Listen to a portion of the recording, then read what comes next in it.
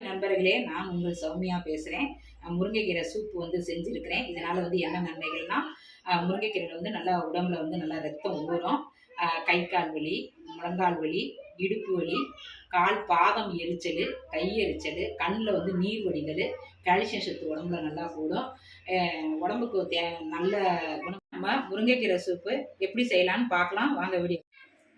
முருங்கைக்கீரை சூப்புக்கு தேவையான பொருள்கள்: அரை தக்காளி, சின்ன வெங்காயம் 6, கிராம்பு 4, பூண்டு பல்லு 6, மிளகுத்தூள் வெறுக்கடி அளவு,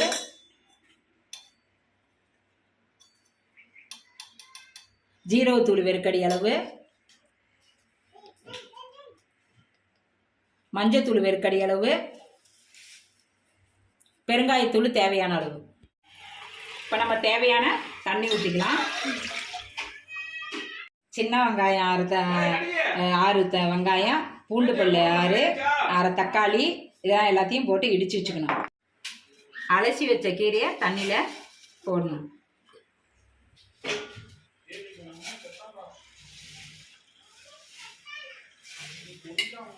இப்போ இடித்து வச்சுருந்த வெங்காயம், தக்காளி, பூண்டு, கிராம்பு இதையா இப்போ கீரைக்குள்ளே போட்டு நல்லா கொதிக்க வைக்கணும்.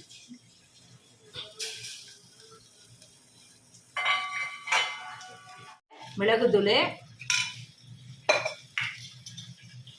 வெறுக்கடி அளவு ஜீரகத்தூள், தேவையானது பெருங்காயத்தூள்,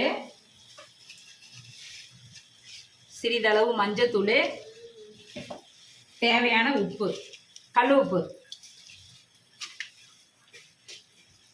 நல்லா கிண்டி விடணும்.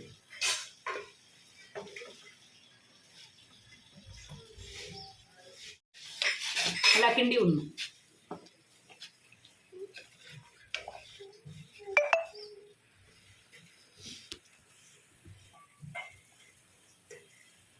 கீரையை எடுத்து நம்ம வடிகட்டிக்கலாம்.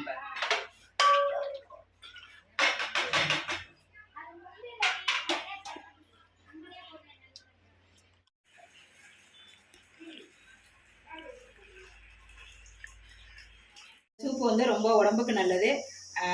நாகசௌமியா சேனல் தொடர்ந்து பாருங்கள். பிடிச்சிருந்தா லைக் பண்ணுங்கள், கமெண்ட் பண்ணுங்கள், உங்கள் நண்பர்களுக்கும் ஷேர் பண்ணுங்கள். தேங்க்யூ நண்பர்கள்.